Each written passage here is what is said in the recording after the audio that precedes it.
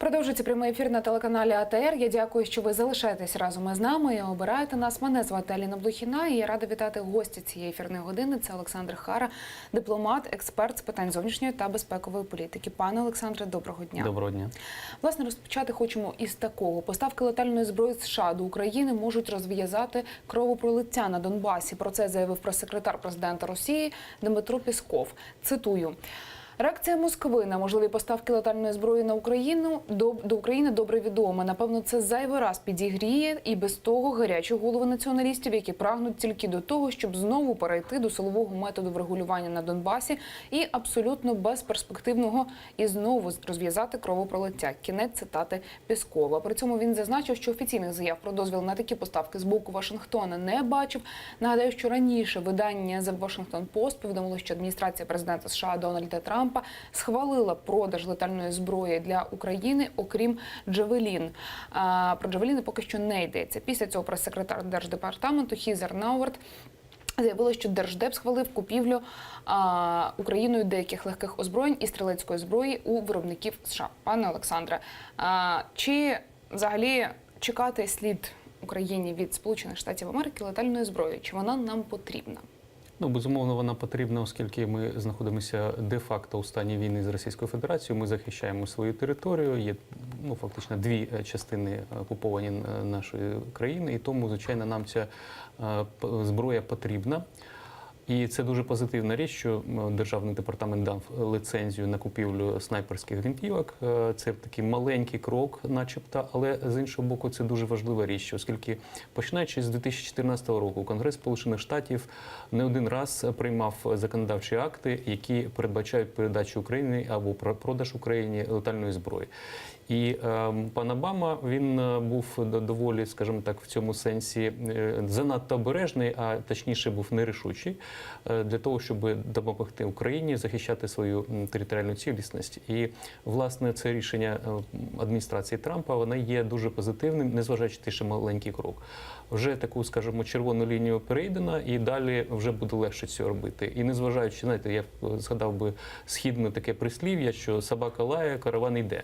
От нехай Путін, Пєсков і інші кажуть, що це може бути дестабілізувати ситуацію, але що дестабілізує ситуацію, так це присутність російських збройних сил на Донбасі і в окупованому Криму. Тобто це є, і це не снайперські гвинтівки, це, звичайно, є потужна смертельна зброя, яка спрямована проти нас. І от зараз останні декілька тижнів ми бачимо, спостерігаємо таке пожвавлення активності російських окупаційних сил, обстріли наших територій. Тобто це позитивний момент.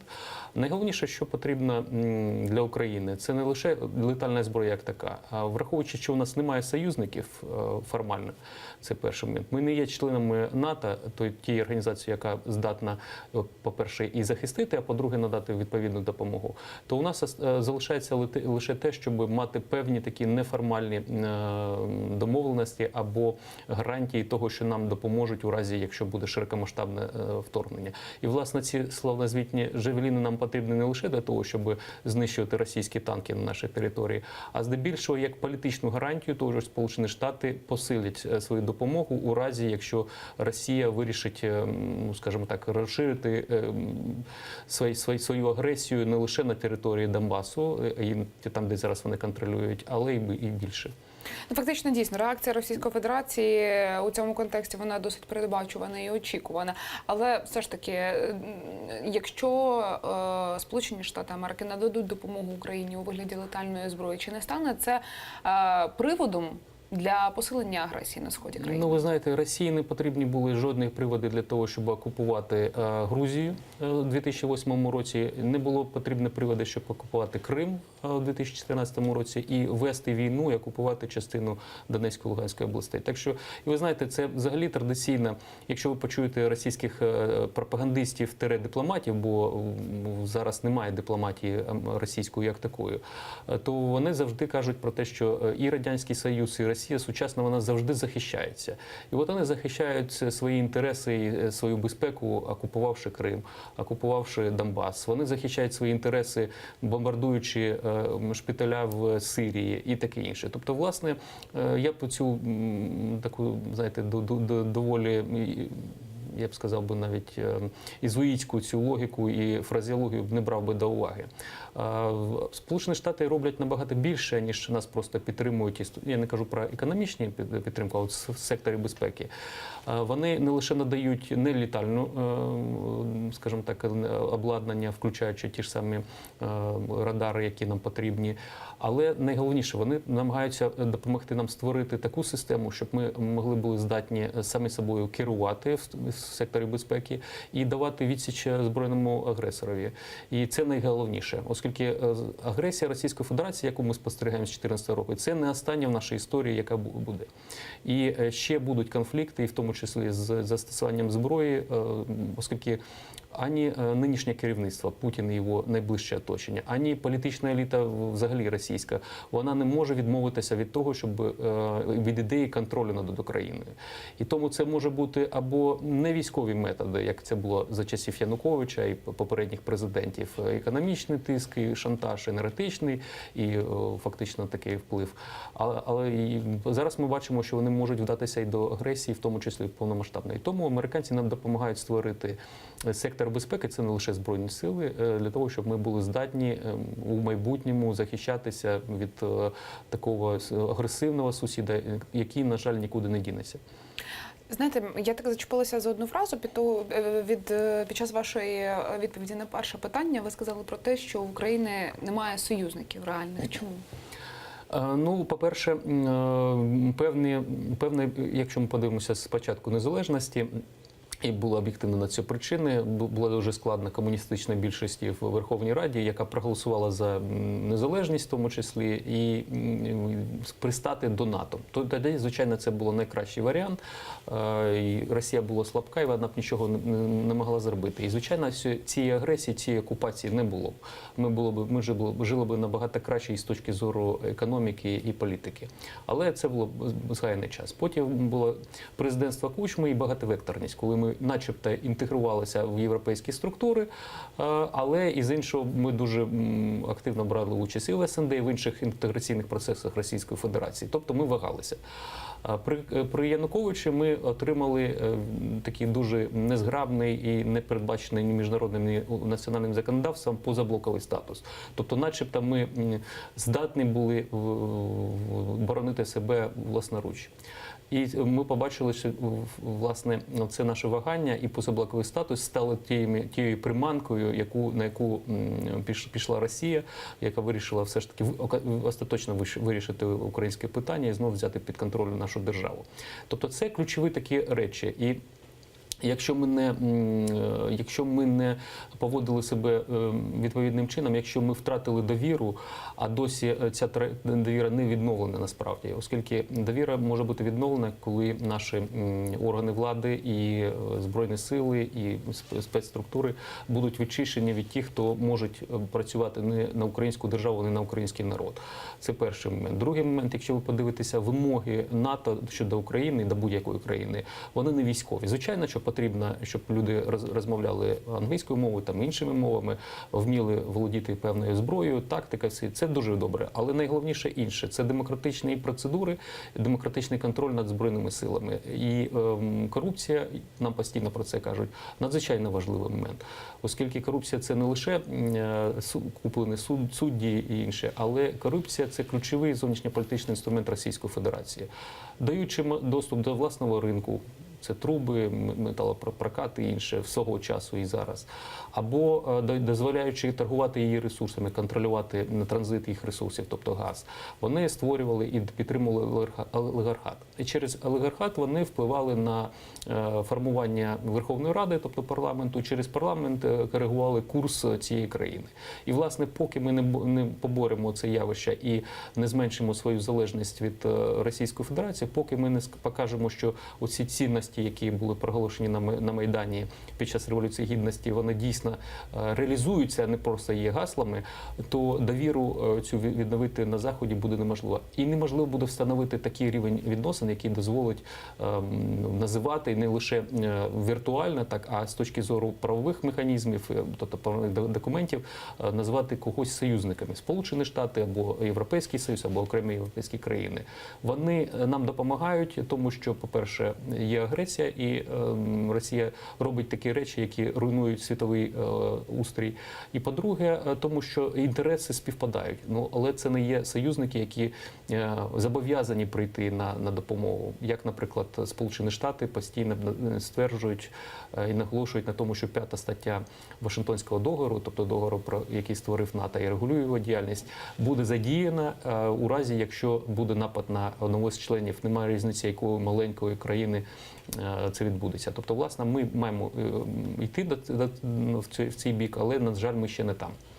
Дійсно, поки що Україна не має членства у Євросоюзі, але якщо, знаєте, подивитися на якусь таку далеку перспективу, до прикладу, щодо вступу України в НАТО, чи зможе цей процес вирішити, ну, бодай певні проблеми, зокрема конфлікт на сході України, деокупувати Крим? Цей вступ, він допоможе реально Україні вирішити свої внутрішні проблеми? Чи потрібно все ж таки займатися цим всередині держави і не сподіватися на міжнародну підтримку? Так, безумовно, дуже добре, що нам допомагають і європейці, і здебільшого європейці з точки зору інвестицій, з точки зору процесу реформування. Американці зосереджені дещо на інших питаннях. Але це завдання виключно української нації, оскільки ніхто за нас не вибудує ту систему.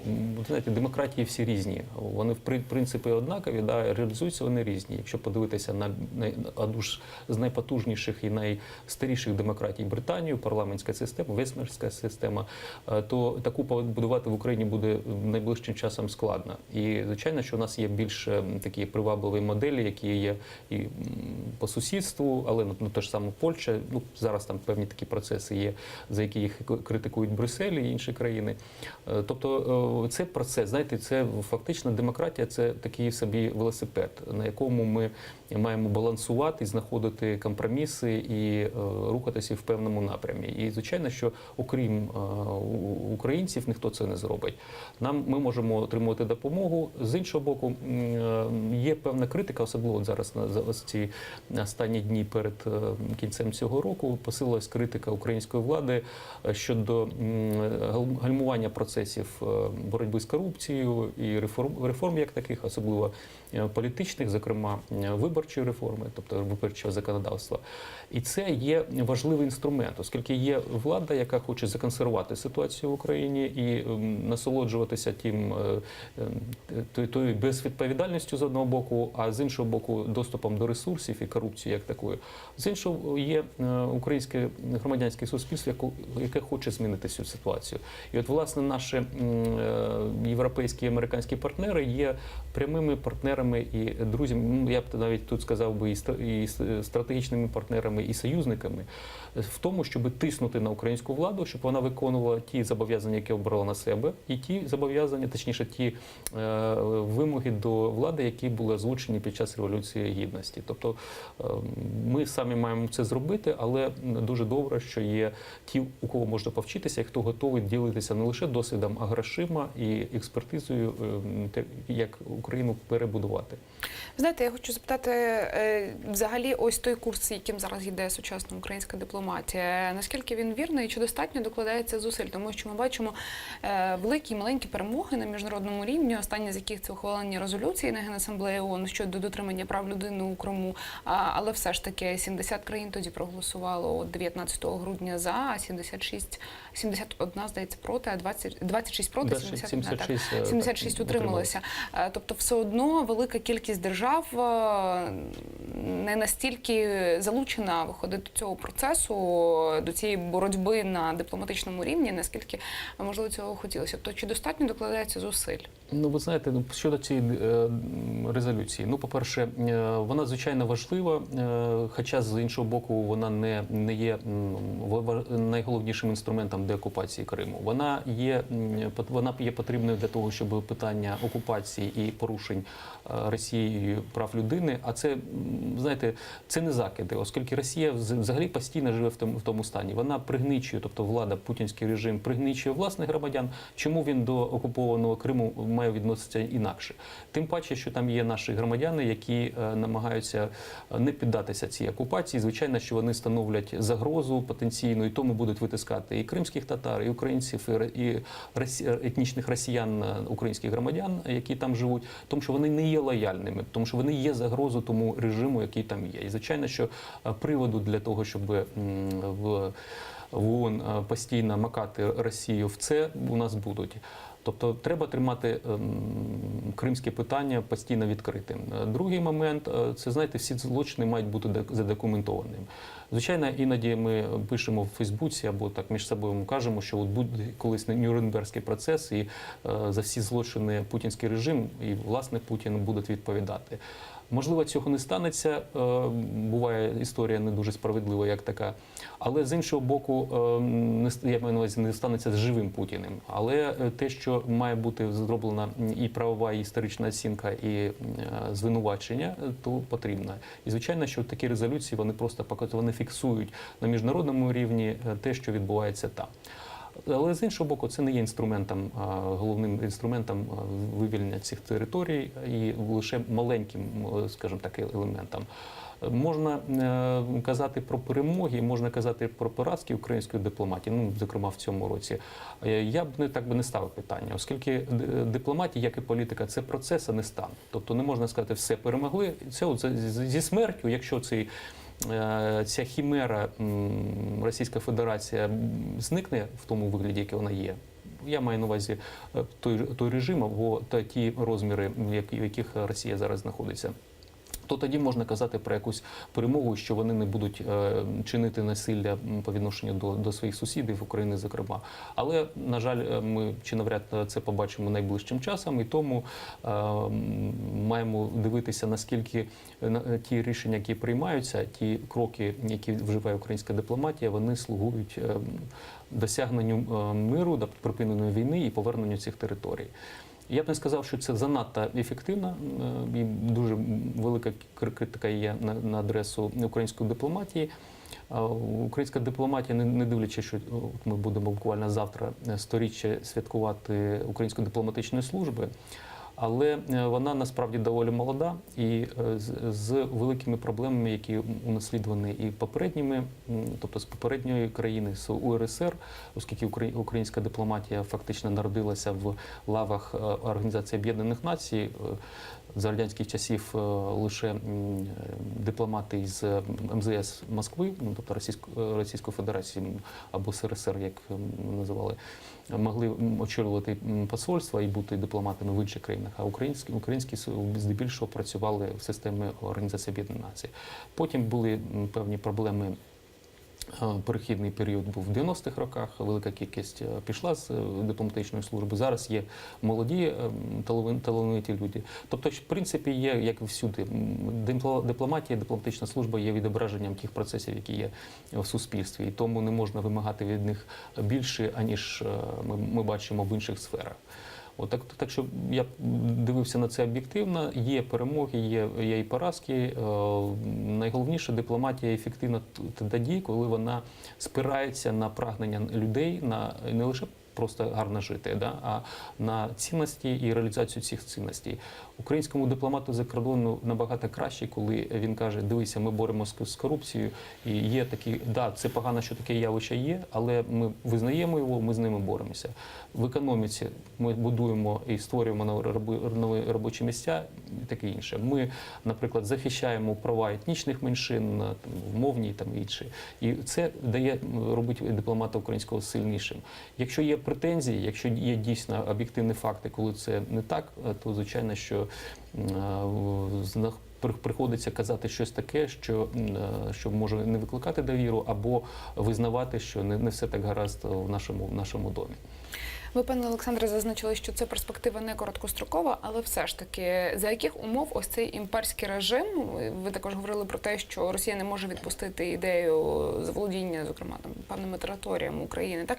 За яких умов цей імперський режим може впасти? Тому що ми розуміємо, що незабаром у Російській Федерації вибори президента, і, вочевидь, знову ж таки, на черговий термін пройде саме Володимир Путін, то тоді нам чекати наступного президента, чи чого чекати Україні? Нам слід готуватися Україна жити в умовах постійної загрози з боку Російської Федерації, оскільки, як сказав, що це не лише Путін. От ми приберемо Путіна, поставимо якогось містера Ікс. Різниця не зміниться. У політичної еліти російській є консенсус по відношенню до України, що вона не має бути суверенною, незалежною, що вона не має бути частиною західної цивілізації. Бо ми потрібні їм і як ресурси, як територія, а найголовніше, щоб не слугувати подразникам у внутрішній політиці.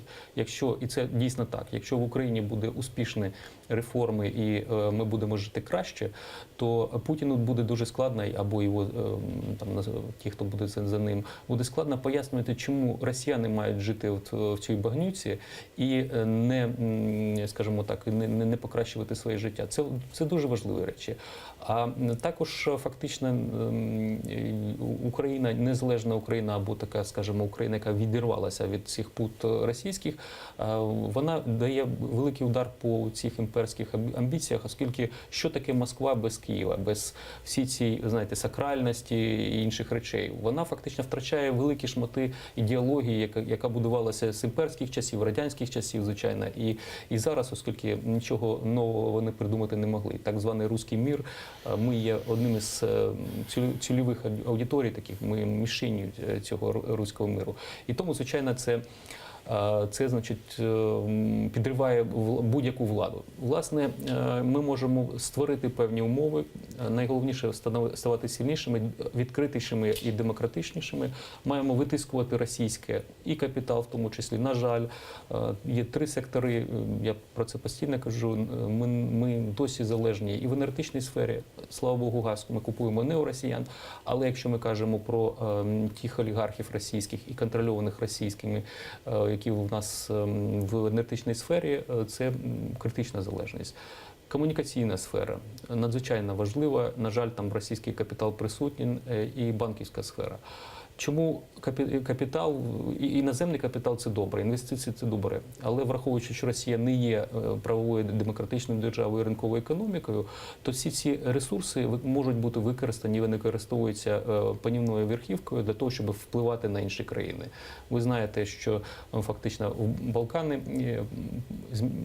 та позиція проросійська, яка є на Балканах, вона базується, власне, на тому, що енергоресурси живлять місцеві еліти, тобто через корупційні схеми. І, звичайно, що вони дивляться не на інтереси власних людей, народу, і не хочуть жити таким чином, як в так званій старій Європі, а вони більше схильні до позиції Кремля.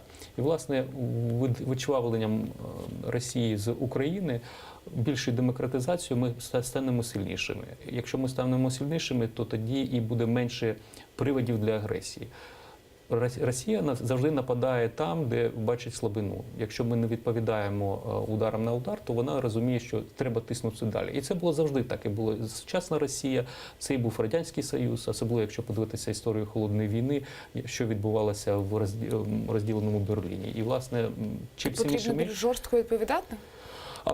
Абсолютно жорстко відповідати, причому я маю на увазі і в військовому плані, але зараз ми розуміємо, що військова частина агресії, вона обіймає лише там 5-10% від всієї агресії. Це і дипломатія, це інформаційна сфера. Санкції. Безумовно. Санкції, було б логічним для української влади визначити статус конфлікту. І, на жаль, це проволочки є, щоб назвати Росію агресором.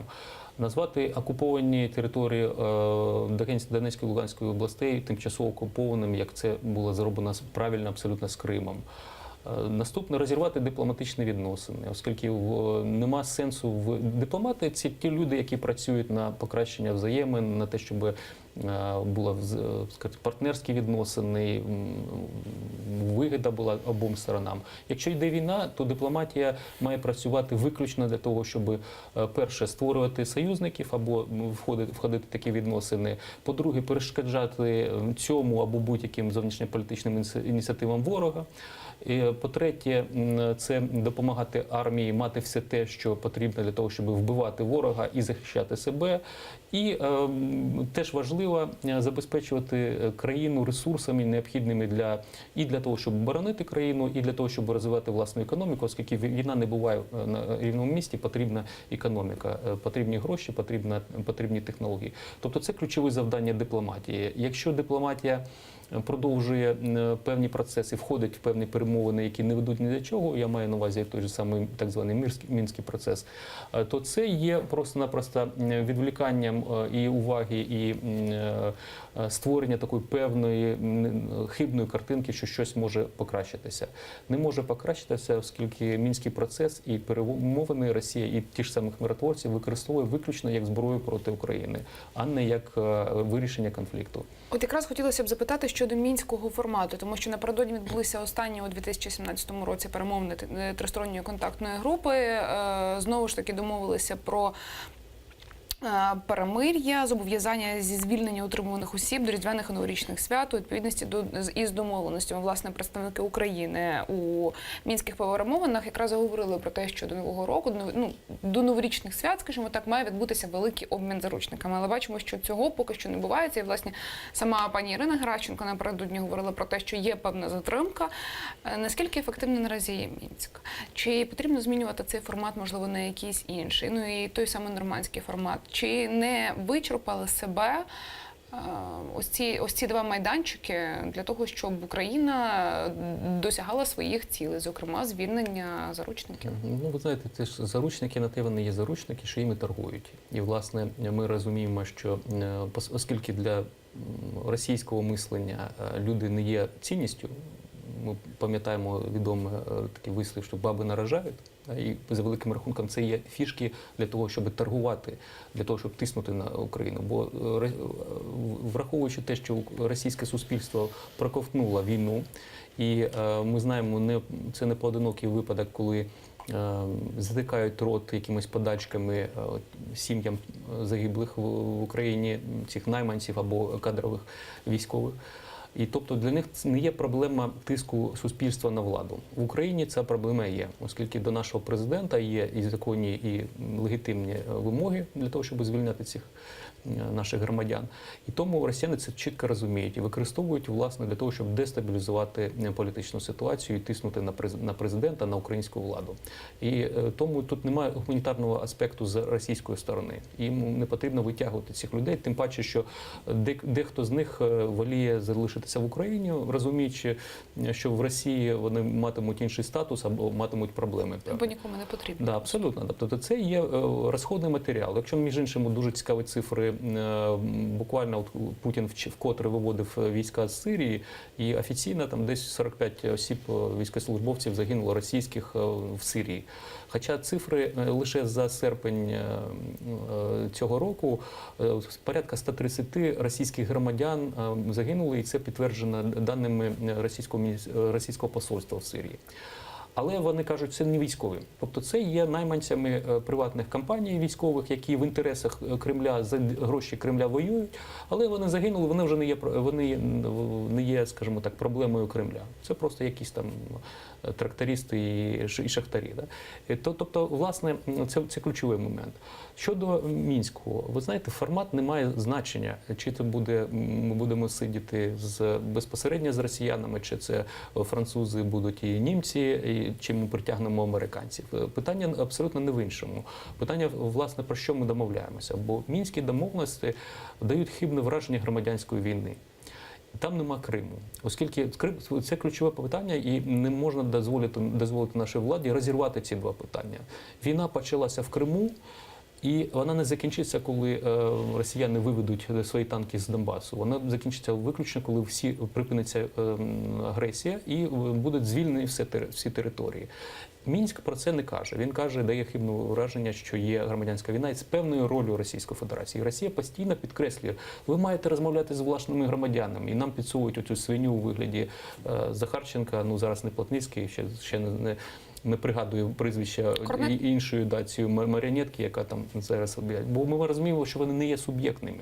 Вони, по-перше, не відображають волю навіть тієї частини окупованої Донбасу.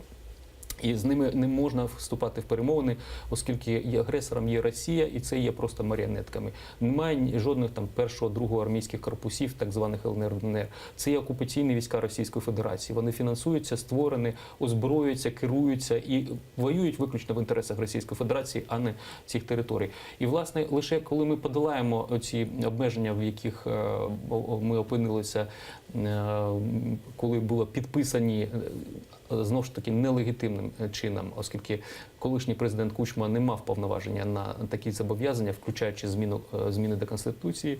Коли ми змінимо сутність, а визнаємо, що Росія є агресором і вона є стороною конфлікту, коли ми намагатимемося це зробити на міжнародному рівні, в ООН, і, власне, Генеральна асамблея – це є єдиний інструмент, як це можна зробити, оскільки в Раді безпеки Російська Федерація може заблокувати будь-яку таку ініціативу.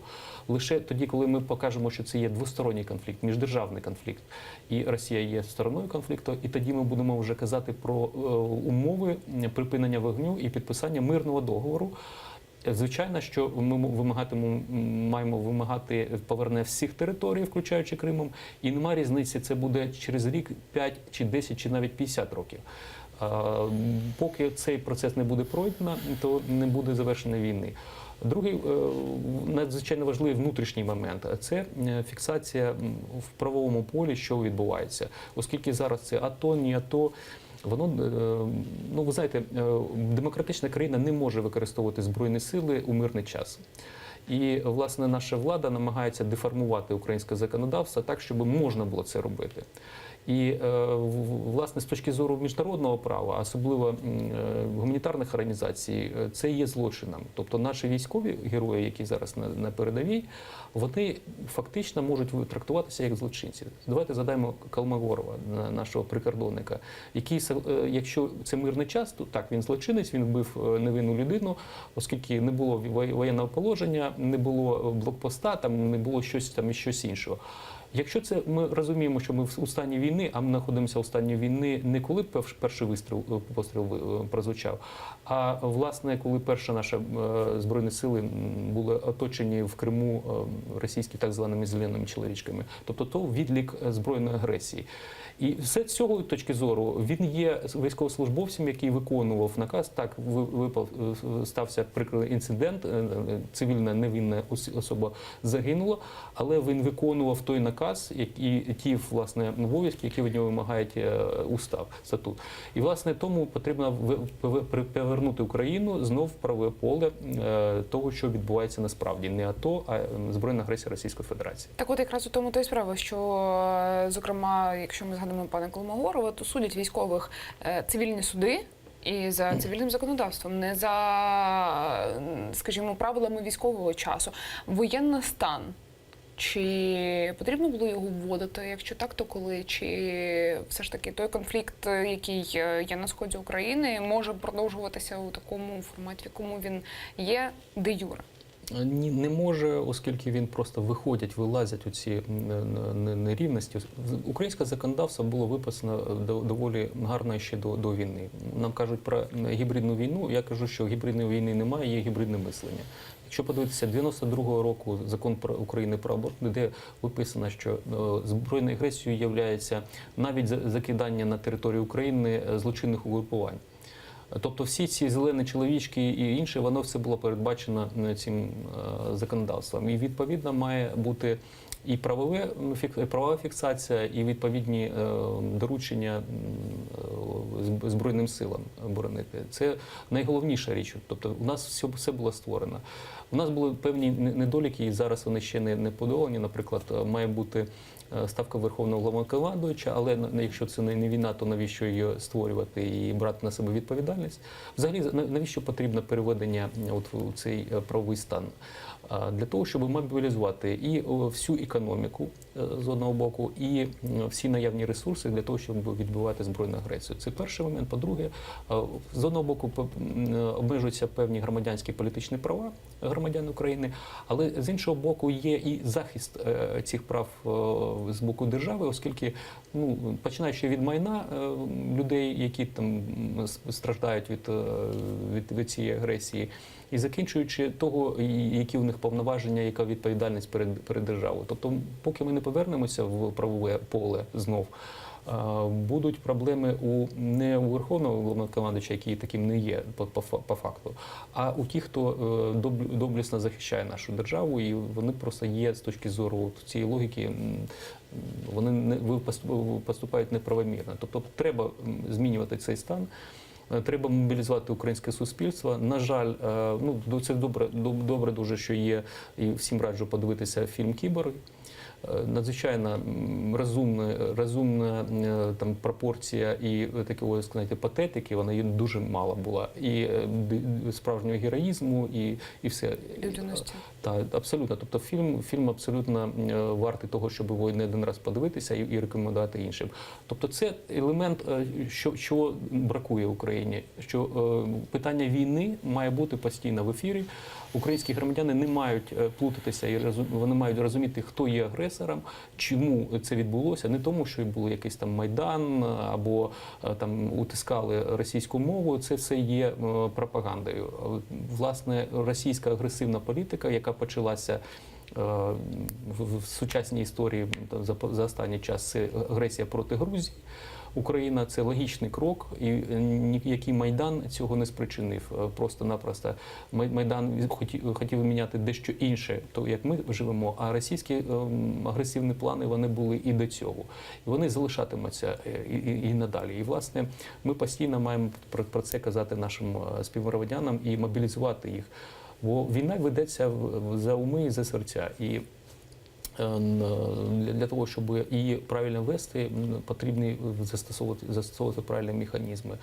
Те ж саме по відношенню до п'ятої колони і є певні і засоби масової інформації, і псевдоексперти, які фактично транслюють кремлівську пропаганду і займаються підривною діяльністю. В умовах мирного часу доволі складно скажімо так, можна з ними розбиратися. Якщо б це були інші умови, то тоді і відповідно був би інший інструментарій у держави. Звичайно, є певна небезпека, що таким чином влада може закривати рот і опозиціонерам або тим, хто критикує владу, за ту ж саму корупцію. І можна сказати, що це є агентами Кремля. От у нас нещодавно такий яскравий випадок був.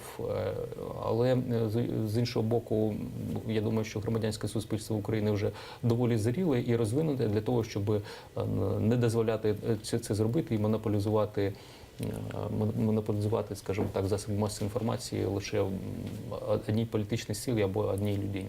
Пане Олександре, ви вже згадали про агентів Кремля, і у цьому контексті не можу не згадати про те, що напередодні відбулося затримання працівника секретаріату Кабміну, безпосередньо перекладача Володимира Гройсмана. Власне, Станіславу Єжову, який працював у Кабміні, оголошено про підозру за звинуваченням у державній зраді. Власне, слідчі дії наразі тривають. Про це повідомляють у СБУ. Нагадаю, що співробітники Служби безпеки стверджують, що Єжов працював на російській спецслужбі, його затримали учора пізно ввечері. Варто зауважити, що цей чоловік працював перекладачем на зустрічах, які проводив голова уряду Володимир Гройсман. В СБУ кажуть, що прем'єр за кілька місяців до затримання Єжова знав про те, що він працює на російські спецслужби. Також правоохоронці зазначили, що чиновник був завербований під час довготривалого відрядження. От ми з вами говоримо, знаєте, про те, як захиститися, скажімо так, від Російської Федерації на зовнішньому рівні, а тут бачимо, що і на внутрішньому рівні ось такі просто, мені здається, казуси випливають, що у Кабміні у нас тут є російський агент. Чому це відбувається, як гадаєте? Ну, це абсолютно природній процес, бо є інтереси Російської Федерації завжди були тут. І, звичайно, що є і ті, хто правдою служить Росії, і ті, хто за гроші. А чому цьому не протидіють? Ну, от ми бачимо, я не знаю, я не хочу звинувачувати цю людину. До речі, він доволі довго працював в Міністерстві закордонних справ, але я не виключаю того, що він міг перейти на сторону ворога, і є різні причини для цього. Це питання з одного боку до систем, фактично до сектору безпеки, перш за все до Служби безпеки, для того, щоб перевіряти таких людей. Я можу по собі сказати те, що коли я отримав отримував, будучи державним службовцем, доступ до державної таємниці, щодо мене проводили певні заходи і дивилися, чи є в мене якісь зв'язки або якась така історія, яка може негативно вплинути, скажімо так, на те, щоб я тримав цю державну таємницю. І, звичайно, що, скажімо, по результатах я бачу, що перевірку я пройшов. І це відбувається щодо багатьох державних службовців, які по колу своїх обов'язків мають доступ до цієї таємниці. Я не впевнений, що, власне, перекладач мав доступ до державної таємниці, оскільки так, він мав доступ до такої чутливої, я б сказав, інформації, можливо, навіть з грифом для службового користування, але чи навряд він мав до таємних чи цілком таємних документів. І, власне, Служба безпеки має перевіряти на етапі того, як люди потрапляють на такі посади. По-друге, звичайно, контррозвідка має працювати, щоб виявляти уже після того, як людина працює, можливо, відбулася вірбовка, і вона може працювати на іншу сторону. Подивимося. Тобто це абсолютно нормальна практика. Будемо чекати завершення слідчих дій, подивимося на результати. Пане Олександре, я дуже дякую вам за цю розмову, за аналіз того, що відбувається в Україні, ті процеси, які супроводжують українські питання у міжнародній площині. Олександр Хара, експерт з питань зовнішньої та безпекової політики, дипломат, був гостем цієї ефірної години. За 5 хвилин прямий ефір телеканалу АТR продовжить «Заман». Я з вами не прощаюся і дякую, що залишаєтеся разом із нами.